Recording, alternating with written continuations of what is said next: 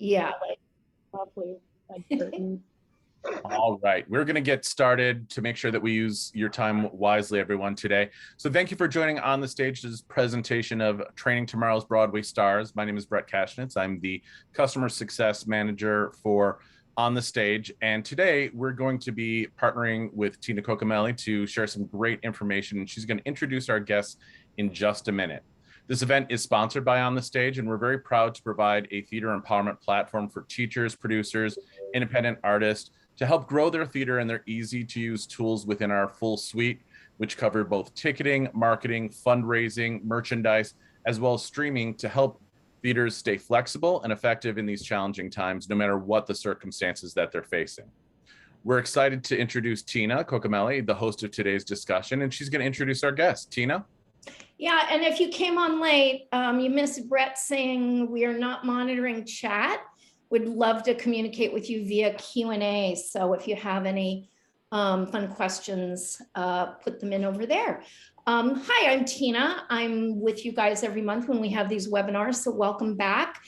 And I'm especially excited today because of my fave folks here that have just so generously decided to join us.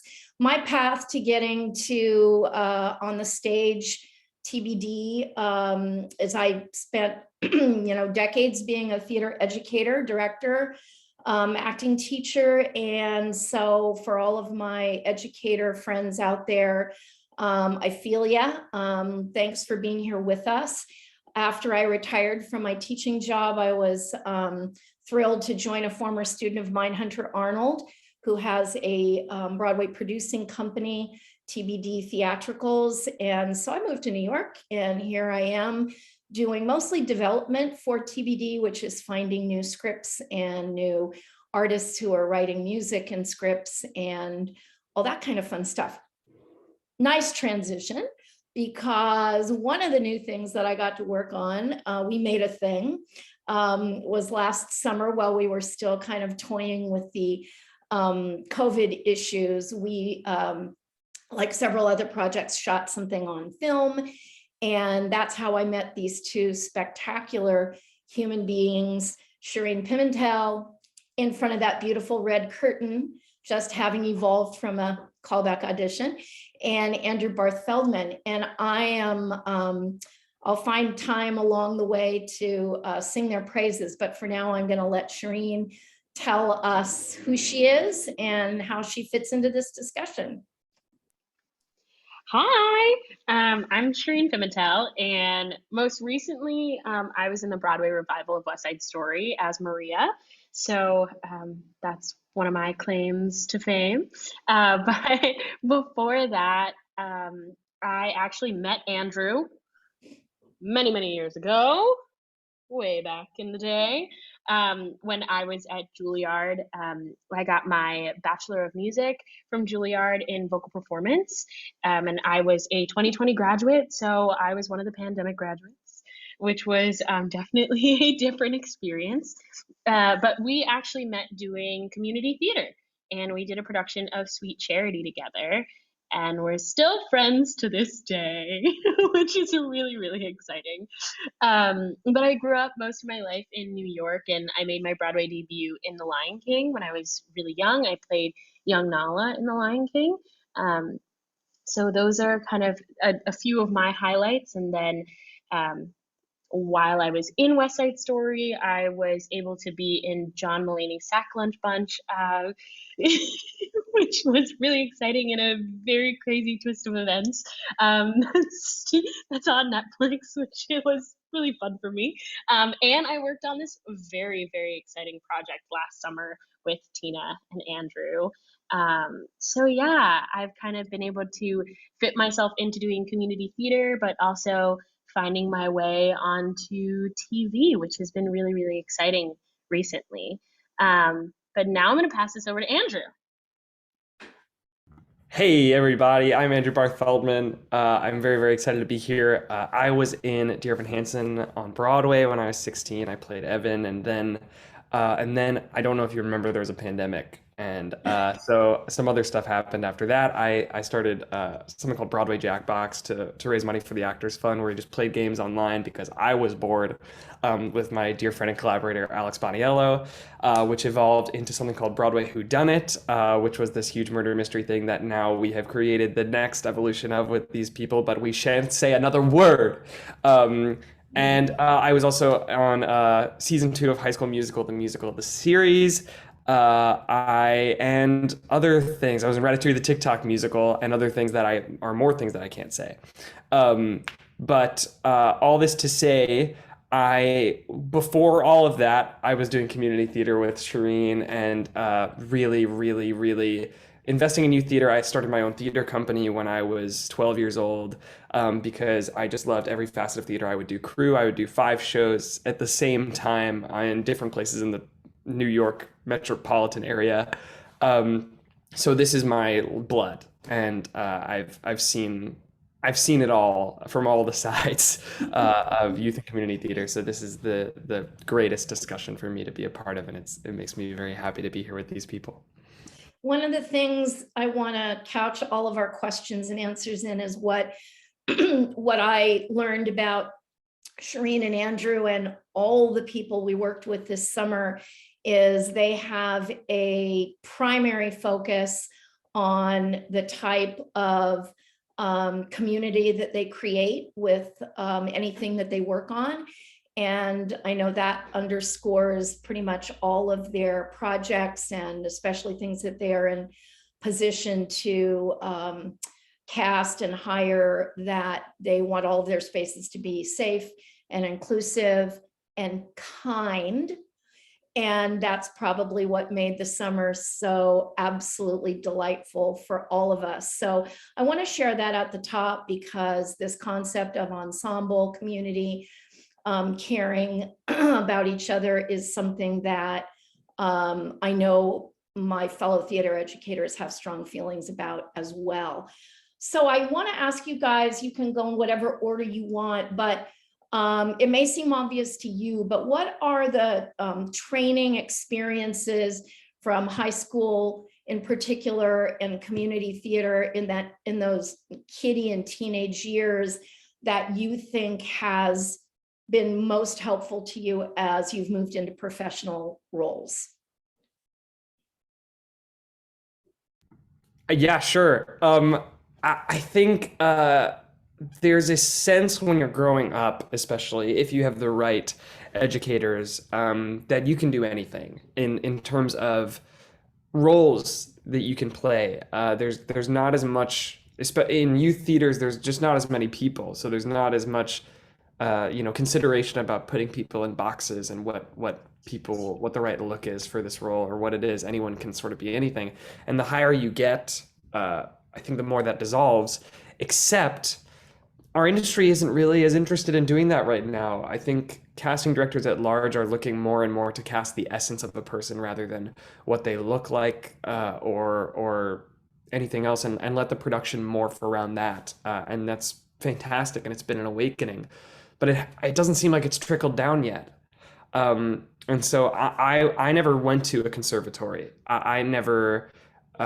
I didn't get to that point. I was doing Dear Evan Hansen. I'm sort of in college. I'm in college now, but not for conservatory, not for acting. So I never got the beat down of this is what you do.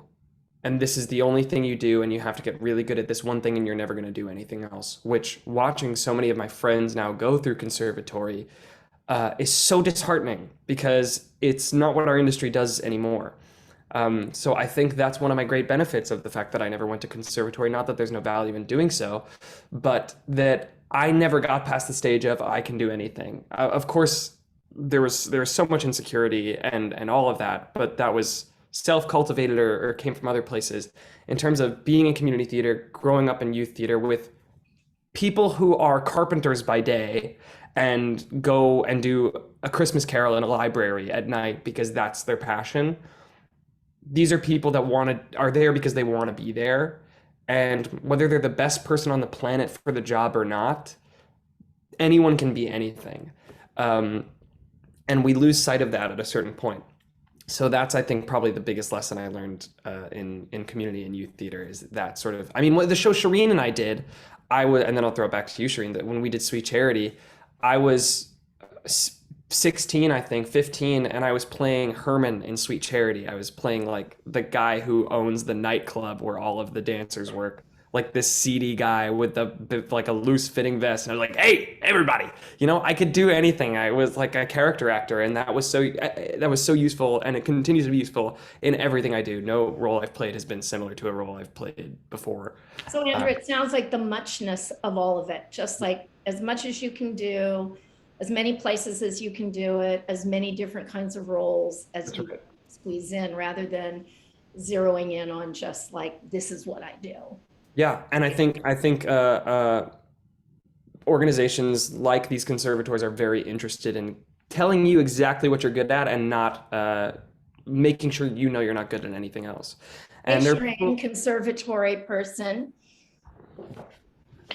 Yeah, I was that. gonna jump in on that one. So I do agree. I think that like the best experiences I had, like Sweet Charity, were experiences where the person saw the ability I had, but then also saw the potential that I had to get better at something. Like I was playing Helene, and like I've danced in my life before, but I transitioned into being a singer, and for most of my life now have just been a singer and hadn't danced in years.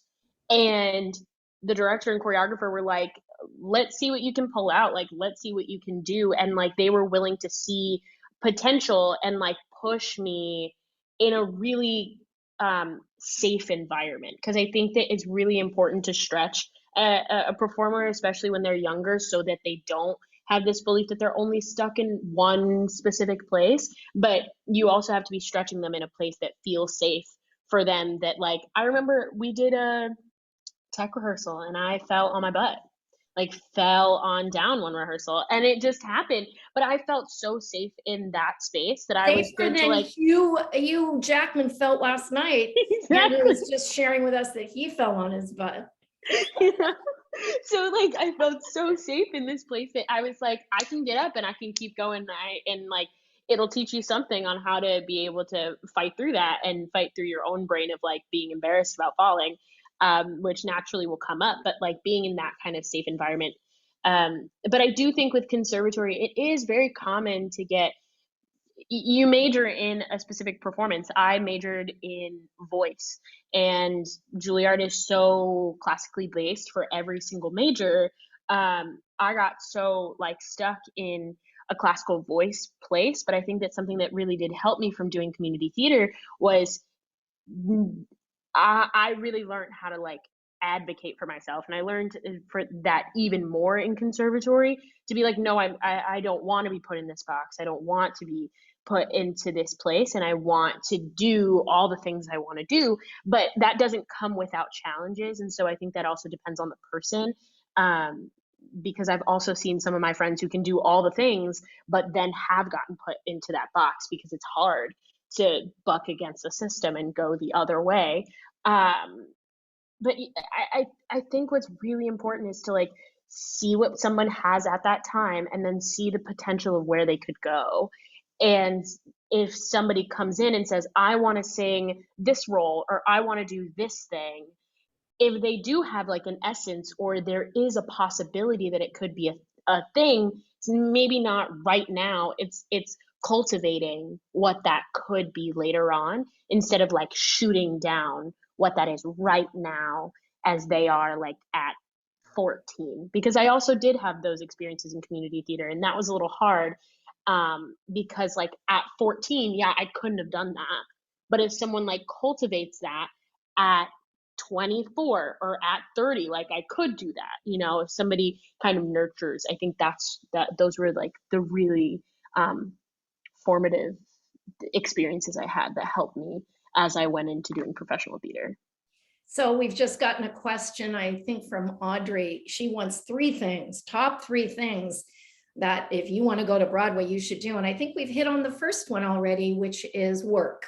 Do as much work as you can in as many settings as you can, so that you're not, you know, it's easy to get pigeonholed at your school, at your community theater. So broadening your horizons. I'm going to poke at you guys in a little bit of a tough way, because I want especially the educators and those running children's theaters to hear what you have to say. As hard as we all try, theater is competitive. People get roles. People do not get roles. You've just shared, Shireen, that, yeah, I didn't get to do what I wanted to do at 14. I know you both have had disappointments. And so in this culture of kindness and inclusivity and safety that I know is so important to you guys, can you think back about your experiences in children's theater, community theater in high school, and think of ways that suggestions you can make to people running those programs that might help keep it as kind and inclusive as possible? I definitely can. So I'll share a story that happened to me. I auditioned for a production, a community production of West Side Story. And I had done it. When I was in high school, I also did the Juilliard pre-college program. So it was really hard for me to ever figure out scheduling anything. And I had like finagled my schedule because I really wanted to do this production. And obviously I wanted to be Maria, but I wasn't opposed to doing other roles. Long story short, I didn't end up booking Maria at all. But they had given me a role in the ensemble, and my mom had talked to me about it, and she was like, Shireen, I know you want to make this work, but it's not going to happen. It's just not going to happen. I know you still want to make this work, but it can't happen. And I said, okay. So I reached out to the person who was running the program, and I said, I am so sorry, because I understand that auditions and everything, it's high stress. You've cast this show, you put me in the show, but I can't make this work anymore. And the response I got back was not a nice one. Because also on top of that, I did ask, a little bit of feedback for like why I didn't get Maria, which is totally fine. I get it. Somebody else was right for it, but what could I have worked on? And I remember this person like ripping, like really ripping into me about it and telling me that I had to humble myself and that I was a bad actress and that if I ever wanted to make it anywhere in this business, I had to do better. And I was 15 with somebody telling me that I was a bad actress. And like that took years for me to like get through. And still sometimes it's hard because then I started to walk into rooms and think that's my weak point. Every time somebody gives me sides, oh no, I can't do this thing. Wonderful. So sorry, the fire alarm is going to go off. But so they just told us, it's just a test. Thank you very much. But so those are the kinds of things that I think that everyone gets stressed and everyone is human. I totally understand, but it's being able to express to someone, hey, maybe what the thing is that you should go to a certain acting class. Here is an acting coach that I would suggest. Here is a voice teacher that I suggest that I think is great. I think making suggestions and trying to actually help and like further the person along instead of just saying you're a bad actress. It's like it's that it ends up helping them instead of that might be true. I wasn't a good actress at 15, all good, but it's like here's a step, here's something that helps for you to move forward. I think that's my big thing. Sharing that. Yeah. Andrew, something? Yeah, first of all, that's the best story I've ever heard because the payoff of that story is awful. And you didn't even say, but we all just quite silently were like, They're late to the party here. The payoff is that Shireen was Maria in the recent. Literally Maria on Broadway and West Side Story. Maria on Broadway and West Side Story. So there you go, kid. Yeah. Funnily enough, I had a somewhat similar story. That doesn't even matter. Because it's just that I was cast as Tauntaun on Once on This Island and had to leave, and they were so mean to me about it. But it's okay. But I think that comes from a place of, I think there's so much ego that comes into theater, and in terms of the competition, theater is as competitive as you are competitive, and that's something for actors like that doesn't really help with cultivating an environment. So I think the thing when cultivating an environment, especially for youth theater, is continuing to ask yourself from moment to moment, not just overall, who is this for? Like who am I, who is this for? Who am I doing this for? And if your answer is I'm doing this for the kids, then maybe don't send an email to some 15-year-old about how they're a terrible actor. And maybe don't be so harsh with your criticism. Don't freak out that, your name's going to be sullied and the show's going to be a disaster, because parents don't care. Parents simply don't care. So are you doing this for the audience? Are you doing this for the kids? Are you doing this for you? That's the question. And of course it's all of those things. But what is your genuine goal? And if you're working on a project in a community theater or regional theater or something more serious, and it is for you, you really do have something on the line, that's a completely different conversation. But more success is always going to be found when you find the good people and you treat them well.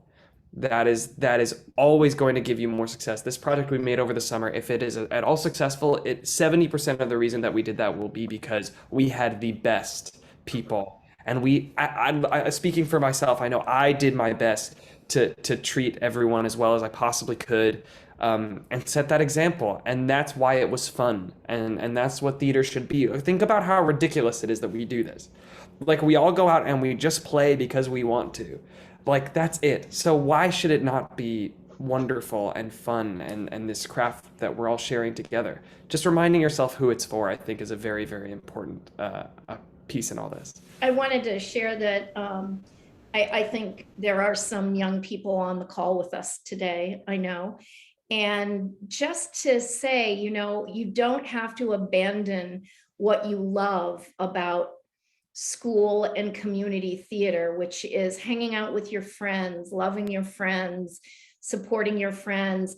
If you imagine that going on Broadway is just going to put an end to that, I'm sure there are some situations, I've heard of some situations where things were not as happy and inclusive as they might be, but I know that people yearn to have that environment. When we worked together this summer, and I know Andrew has shared with me from his Dear Hansen experience, working hard to create within the cast, to recreate that family that you so loved being with in high school. So it's not a pipe dream. I don't know about the film and TV world. You guys will have to fill me in as you become fabulous TV and movie stars, if you're able to do it there. I also want to ask, is there something in the choosing of material, especially in this moment, that you guys would recommend in terms of creating this culture of kindness and inclusivity? Andrew, I don't know about Shireen in this area, but Andrew and he's a writer and a composer, and we're collaborating on all kinds of things there as well. So you're even in a position to write things from that point of view. So you guys, is choice of shows, what do we want to do about that these days? The same thing comes up of who is this for? If you're putting on a show with kids, you're doing a youth theater show, who are you doing it for? You're doing it for the kids. So no matter what you do, that is enough of a reason not to be PC, not to be, inclusive, because that's what we're all supposed to do now or whatever, but for these kids to be very, very mindful, not just about the material you pick, but how it's executed and why, and have real conversations with, if you have a diverse body of kids and you're doing a show that's traditionally a lot of white people, or has been a lot of white people, have serious conversations as much as they're comfortable or as much as they want about what that means. Or if you have a bunch of white kids, maybe don't do Once on This Island, or a show like Once on This Island, which there are many. These things matter, and these kids. Yes, like you said, Tina, there are pockets of this industry, really big pockets still, that are not safe spaces. And nobody knows how to say anything, because from the beginning to the very end, kids are taught that that's just what it is. But there's a real opportunity. This is supposed to be a collaborative art. So there's a real opportunity to say, hey, this is not okay, and here's why. To teach kids that, so that when they go into those spaces, they'll be honest. And I promise, at least largely, this industry is so much more receptive than it once was to things like that, and they take it very seriously, and there are more channels to talk about it than there ever have been. So I think that it starts from the material down to at every second of rehearsal, being clear about what's okay and what's not in the writing, the way you're performing it, and the way you're rehearsing it. Shireen. Yeah. So, as a woman of color who got a classical music degree, like that's material is everything a lot of the time. I'm about to go into the woods at City Center for my second time playing Rapunzel. And being a woman of color, like I got the email that was like, hey, are you okay with being blonde? I'm like, absolutely, I'd love to be blonde. But they want to make sure that that's, it's one of those things of like, this is just a conversation. Would that feel inauthentic to you? I'm like, no, that feels right. For me as Rapunzel, I want to be blonde. The last time I did it, I was blonde. It's amazing. But also when they were looking at casting, it wasn't one of those things of like, can a Black woman be blonde? Because I think we've passed that thought.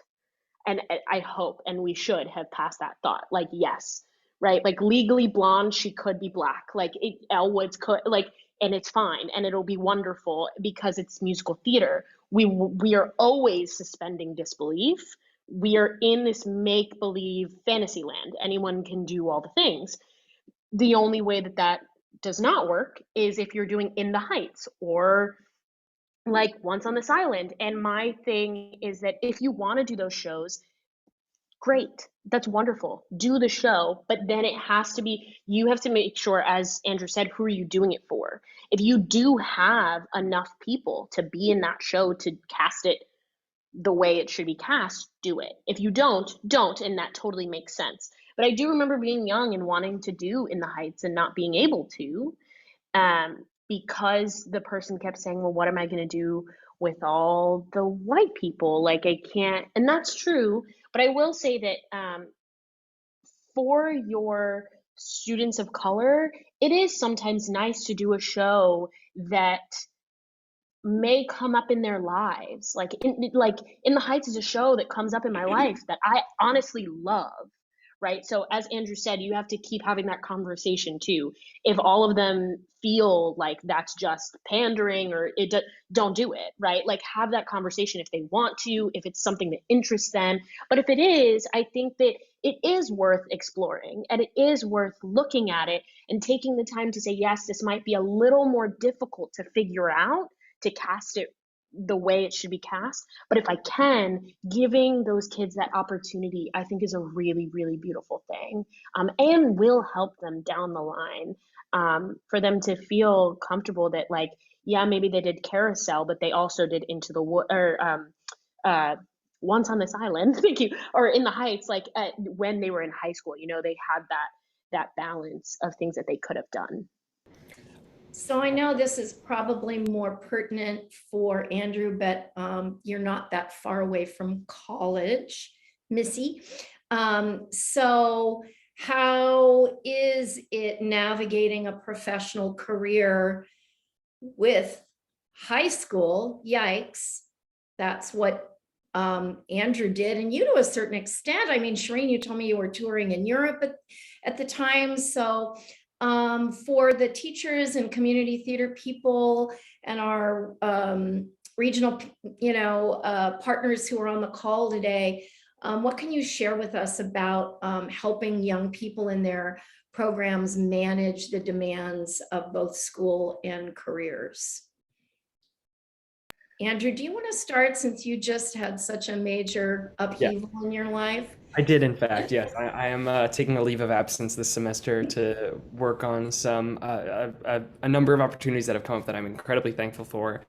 And I think the big thing that I've had to learn is kind of removing this idea that I think as an educator is the greatest thing you could do to pass on, and connects to everything we're talking about. This idea of that there's something you should do, or that there's a way that something should look. I have every intention of going back to school, but it's not one or the other. It's not.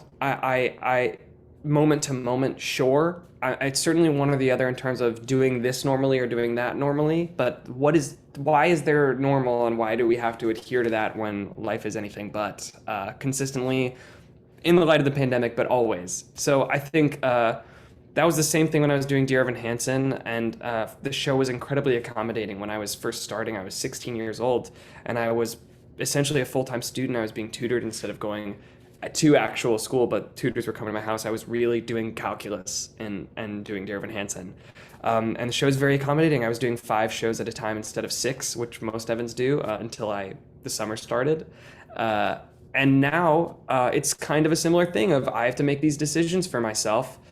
And they always come if you let them, but if you have to remove the shoulds, and that's very hard to do without someone guiding you to that decision, which is an excellent position for a mentor to be in. There's no should, there's no way that it should look or something that you're supposed to do. There just isn't anymore. It just doesn't work like that. So I think removing that and saying what's right now, and even if it's not right, that's okay. But what is the universe saying? What is your heart saying? Because you have to do both, or not, if that's not for you. But for me, I know I have to do both, and so I'm doing both just as consistently as I possibly can. How about you, Shireen?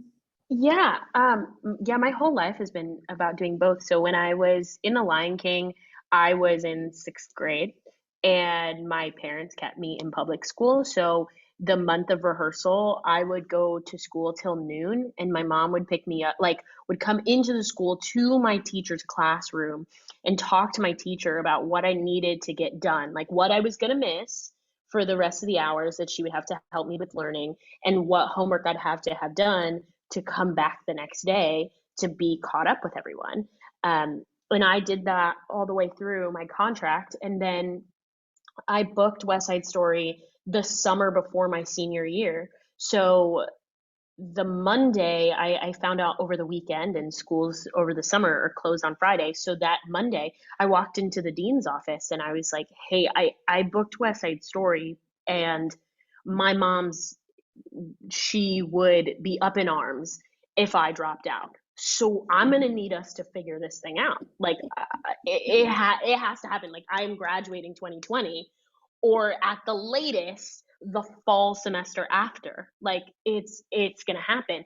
And both times they looked at me and said, okay, and just made it happen. And so I think just what Andrew said, there's no shoulds. There really aren't. I was auditioning my entire junior year. And as long as I was able to kind of keep up with the schoolwork and get my auditions done, it worked. And some teachers, anytime I had an audition that kind of conflicted, they were really, really accommodating. And I would just do something that was modified.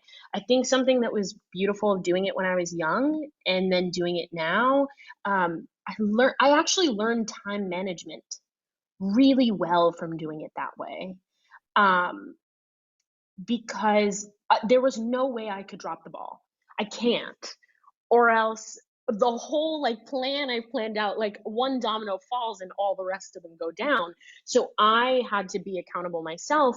And at the same time, the educators that were with me were being like, hey, what can I do to help you? What do you need? Do you need it to, what timing specifically do you need? So as long as I was pulling my weight, they were willing to meet me the halfway to make sure that I was still doing the same amount of work as everybody else, but also kind of moving my schedule around for me to still graduate. And I graduated completely on time. I never, when I was a kid, I didn't get held back after doing The Lion King. I have gone through school completely in the years I'm supposed to do it. And it's crazy, but educators, if you're just ready to be there with them, they are there to be with you, because we want to make our education work, but we do want to make our careers work. And if we can make them both work, it's wonderful. Yeah, I think a tough question that a lot of high school theater educators deal with, and those working in the community theaters who are mentors to young actors, this whole conservatory training versus program training, BFA program, BA program, and then Andrew is going to college and not studying acting at all. I know you had some classes loosely related to theater and you were writing the freshman show at Harvard, I think it is, but so they all work, right? They all work. You don't, I mean, I know from the kids that I worked with that there was like so much pressure around, like, I have to get into this program. I'm not even going to say the names of the programs. I'm not going to say them. And that's my path to Broadway, which is just not true. It's not true at all. I remember going through my audition time, and I auditioned for all BFA programs except Juilliard, and I did not want to go into that program because I was like, I want to do musical theater. This is my path. This is my everything. I ended up completely 180 right before decision time, and I did 4 years at a conservatory for a classical music program, and now I'm like, my whole life is Broadway. You know, there really is no one set path that you have to take, or one set school, or one set degree. No one, when I walk into the audition room, is like, please pull out your Bachelor of Music. This is a requirement for you to step into this room. I must see it. Like, Andrew was like not even out of his short pants, right? Like, right. it's like No. 15, 16. I mean, how did that happen, Andrew? So here's the thing. There's this thing that all of you should know about if you don't, called the Jimmy Awards, the National High School Musical Theater Awards. And Google it if you haven't. Not right now. Listen to the rest of the webinar and then Google it.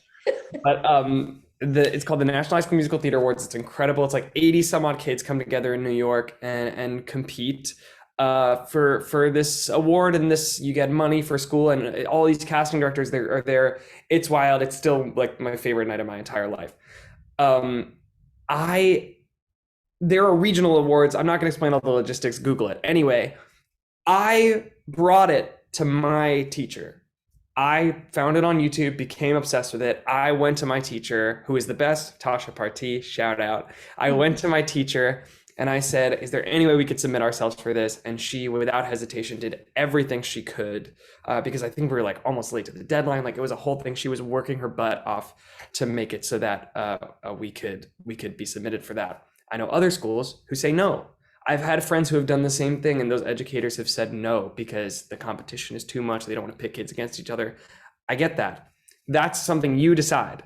That is an energy that you cultivate. You get to set the tone for what this thing is, if this is going to be a competitive thing or not. I know high schoolers are very, very, very finicky with those things. I understand.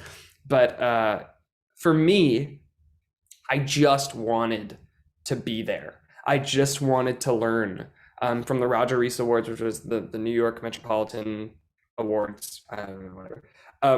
From the Roger Rees Awards to the Jimmy Awards, I just wanted to learn. I just wanted to work and be there. And that was all I ever wanted, was to make friends and be part of this coalition and have resources like I'd never had before. So that's a crazy opportunity. That's a lot to pass up for competition. Which is something you decide. So that's how it happened. That was it. Stacy Mindich saw me in the audience, this producer, Dear Evan Hansen, and Tyra Rubin, the casting director, and allegedly, according to the story, which I have no reason to believe this isn't true, texted Tyra Rubin in intermission and said, that's our next Evan. And they brought me in for one audition, which is ridiculous. If I have advice, it's don't do that. Bring people in for more auditions. But it worked out this time, but bring people in more times than that. Anyway, I'm not saying that's going to happen to everyone who goes and does the Jimmy Awards. I'm not saying that you're like, this kid could miss out on this opportunity, but it is an opportunity to learn and be exposed to that. I worry that because Renee, who won with me that year too, is incredibly successful. And now she's on the 6 Lives of College Girls. Go watch.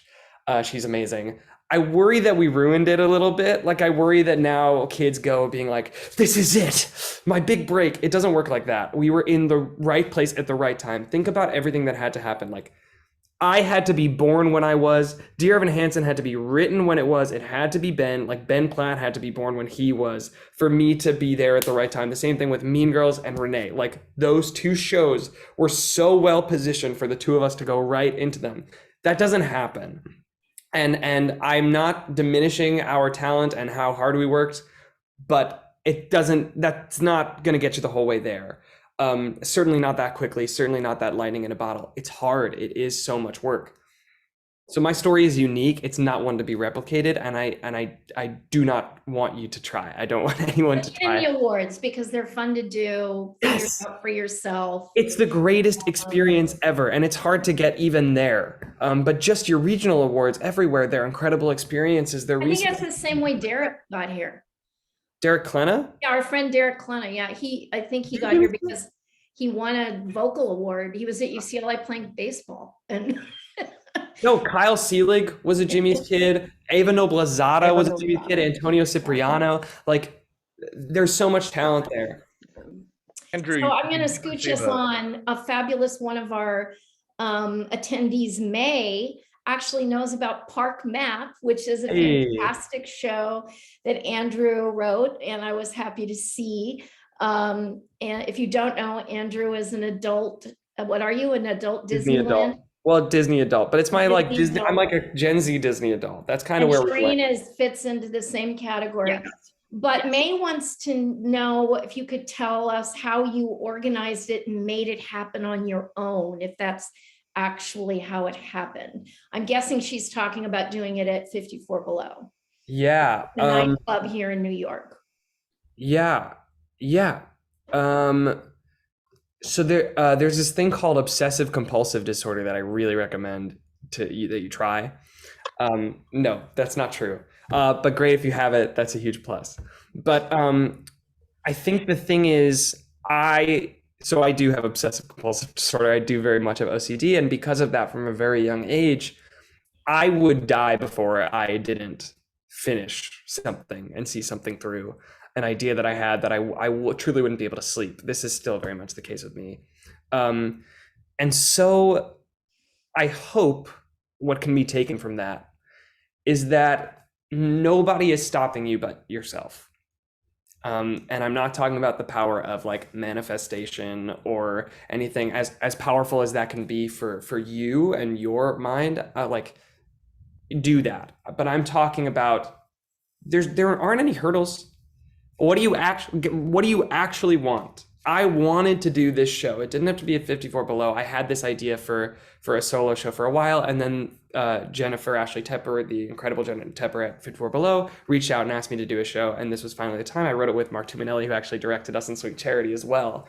And with everything I did, it's what is at the core of what you want to do, and I think you'll find there's nothing stopping you from doing that. If the answer to that question of what's at the core of what you actually want to do is I want to be on Broadway, or I want to write a show and for it to be on Broadway, that's not what's actually at the core of what you want to do. That's not true. Broadway is a place. You want to do this show, do the show. And if it ends up on Broadway, great. That's great. But these goals are wonderful to have. But I was doing theater because I wanted to do theater. I didn't want to have a Broadway theater company, and then I would have never made anything. I wanted to do theater with my friends. And so I made a theater company in the theater at my school. You can do it in your basement. You can do it in your backyard. It doesn't matter. What do you want to do? I promise it will pay off if you follow through on it. It's not needless. It's not pointless. There's nobody stopping you but yourself, truly. Are you guys ready for the lightning round? Yeah. This is going to be hard because I'm looking at the questions myself and I'm like, I couldn't do it. So if I ask you for one thing and you have to give me 5, well, that's going to be okay. So Shreen, I'm starting with you. This doesn't mean things you've been in. This is your dream world. Favorite shows. Oh, wow. Into the Woods, which I've already been in. Wicked, in the Heights. Want to be in that one, and Rent. Let's stop there. Okay, Andrew. Seussical. Don't say Park Map. Oh my God, the Seussical obsession that will not end. Go ahead. What? Anything else? I love Seussical. I do love Dear Evan Hansen very, very dearly. I love Cabaret. I love Little Shop of Horrors. Bridges of Madison County is my favorite score, so I'll throw that out there. Good takes. Okay, Shireen. Favorite roles that you've played or role that you've played? I'm not gonna lie, I do like them all. I'll give you that my favorite is probably Maria so far in musical theater, and my favorite opera role is I played the first witch in Dido and Aeneas, and they added a Purcell song for me to open up kind of like the second half of the whole thing, and it was really exciting. And we got custom made costumes that were black sequins. It was like this black sequin jacket, and then they put a corset over it and these like wide leg black sequins pants. And we had these finger wave wigs, and it was so much fun. Beautiful. Yeah. Favorite role, Andrew? I mean, the ones I've done professionally have been so wonderful. Like Evan still lives in my bones so much. Evan Goldman from 13 the musical like really still lives in my bones. I also love I love doing Linguini in Ratatouille, even though I did it for like 10 hours and then that was it. Frank Jr. and Catch Me If You Can too, I think very much still lives with me. Tommy and the Who's Tommy. These are ones that still live with me a lot. And then there's like the ones when I was little that I just wish I could go back and like I'd love to be Troy Bolton in High School Musical 2 Junior again. I'd love that too. It's the highbrow stuff. Let's do it, Shereen. Let's do it. Let's do it. Okay, so your dream role, this, you do not have to adhere to gender or any other definers. It's like the miscast version of things. What's your dream role? Alexander Hamilton. Mm. Oh yeah. My two, these are my two, are Quasimodo and Hunchback of Notre Dame and Mae Peterson in Bye Bye Birdie, the mom. Yes. Oh, that is a very good call. Oh my God, I would love to do it. Sunny boy, my sunny boy. I want my track to be Hugo/May. I want to do both in one show. Depending on who has the fur coat on, right? Yeah, exactly. Okay, actors from whom you draw inspiration or covet their career path. Audra McDonald. Done. Finished. Oh, She's amazing. She's done everything. Literally done everything. It's wonderful. Anyway. And done it well. So well. Michael Arden for me, 100%. His career path specifically, his career path is one that I'm like, his ability to just kind of do anything. And then as an actor as well, Rob McClure, obviously. Yeah. Oh yeah. That is genius. Key piece of advice to young actors. If you can only tell them one thing, what do you want to tell them? I think that the biggest thing is to really trust yourself. You're going to hear a lot of opinions, and you have to understand where that opinion is coming from. It's just coming from that person's very specific experience. And as we've all said, everyone has different experiences, and everybody goes through this whole career thing on a totally different path. So you have to learn to filter that and really trust yourself as you keep kind of trekking along and making your path to what you want to do. Yeah. I think in an incredibly similar vein, I think comparison will kill you.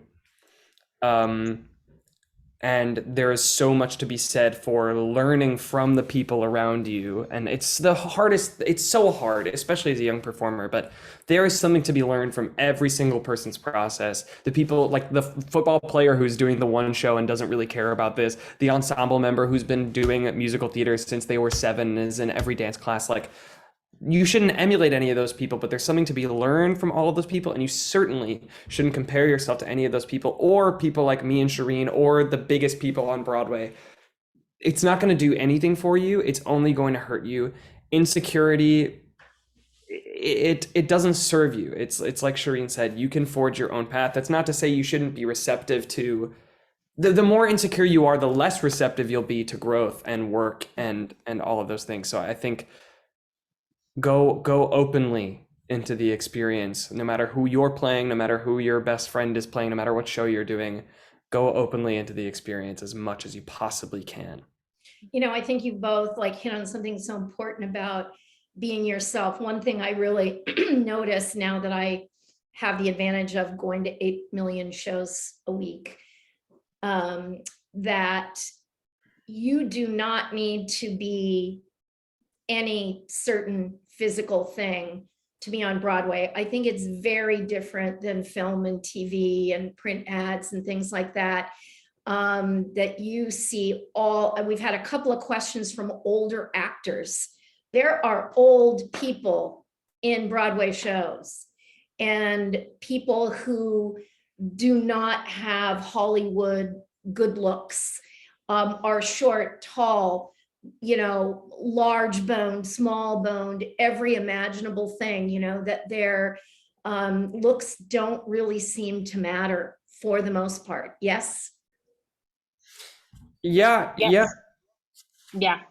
And I think that's important for people to know who are, growing up and really worrying about, what they look like, because if you're good, you're gonna make it there, or some age.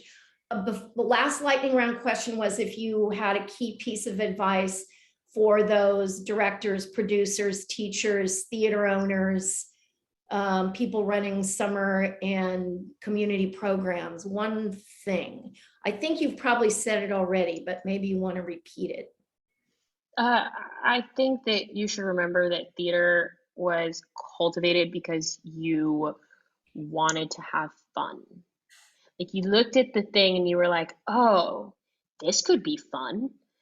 I'll meet some new fun people, right? And you did like your community theater or your high school theater or whatever, and now time has passed on and you're an educator or a producer, and I know that there are some difficulties, right? Programming and funding and all that kind of stuff can be really hard, but at the like base level of it, the most important thing is like it's fun, because the person that you did theater with when you were younger made it a fun experience that made you want to keep doing the thing. And now you're far down a career path and you're in a specific position, but like fun is like, and as we've all said, like that will make people do their best work.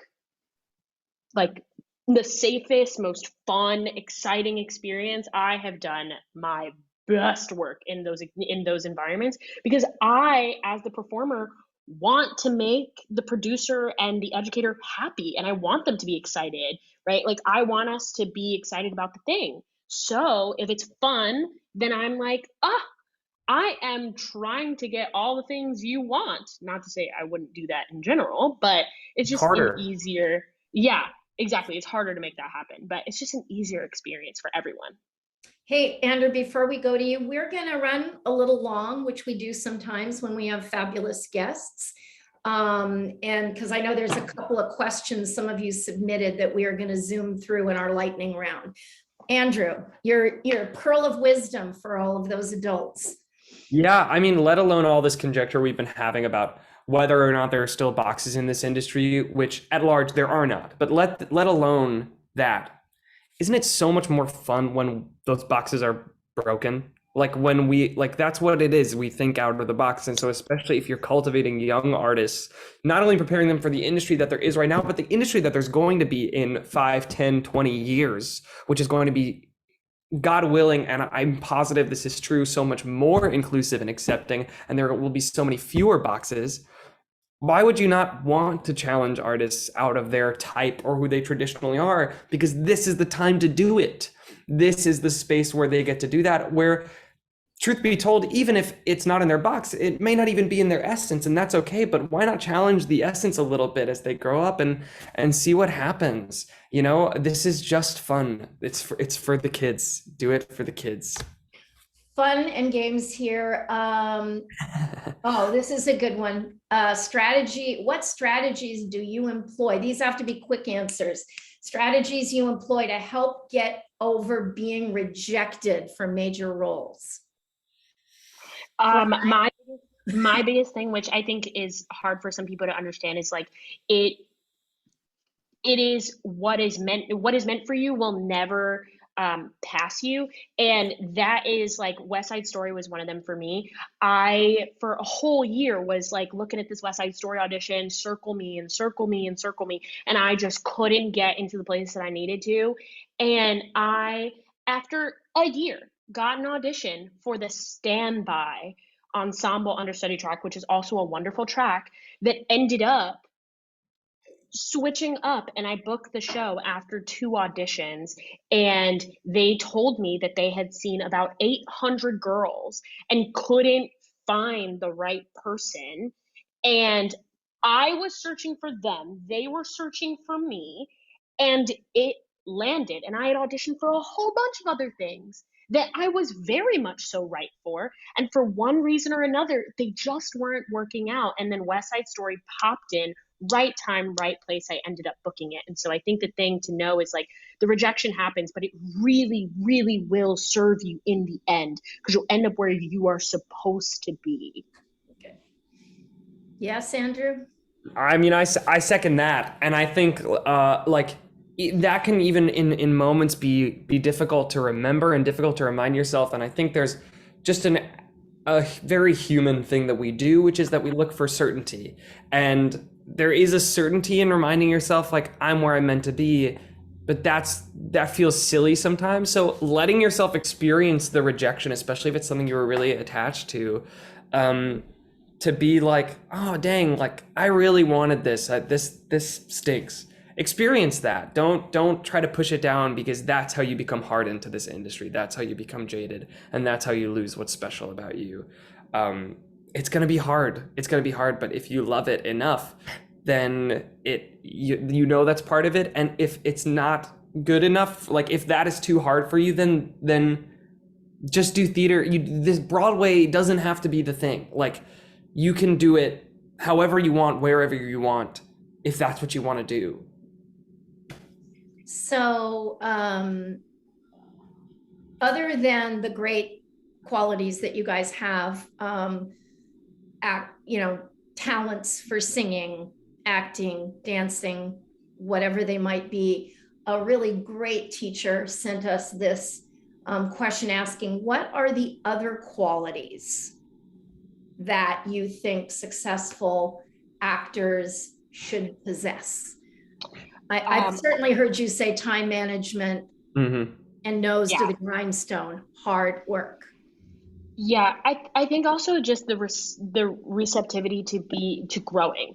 You have to be willing to grow outside of what like your comfort zone is, or even the box that you have made for yourself that you think you fit in, because the industry changes. The industry has to change year by year. So you, within whatever industry it is, community theater, Broadway, anything, high school theater, so you're put into a certain industry that's moving, and if you have yourself still back there, that's when you start to get really frustrated with the industry, because you're like, what?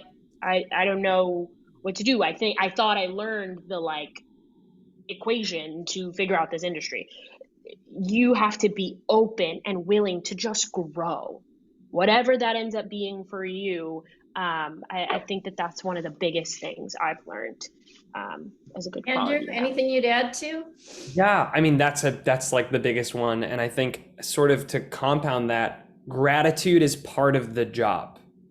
Like maintaining your body and your instrument and all of that is just as important as maintaining your gratitude. I would make a concerted effort every single night I was on stage in Dear Evan Hansen, even when it got so hard, to look at somebody or look at where I was, look out at the audience, just be like, geez, I'm here right now. Like, this is like, I get to do this. Think about all the people who get to do this. There's very few.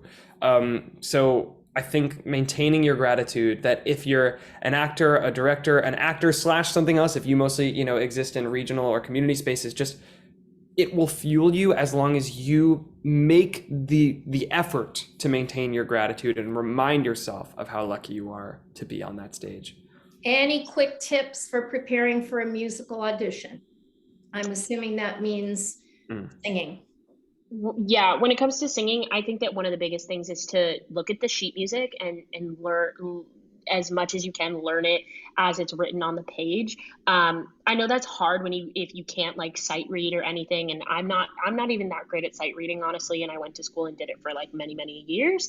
But the most you can stick to what the score has, because I got really great advice once, where someone said, if you walk into the room and you just riff all around the song, the person behind the table wonders, can you do what's on the page? Mm.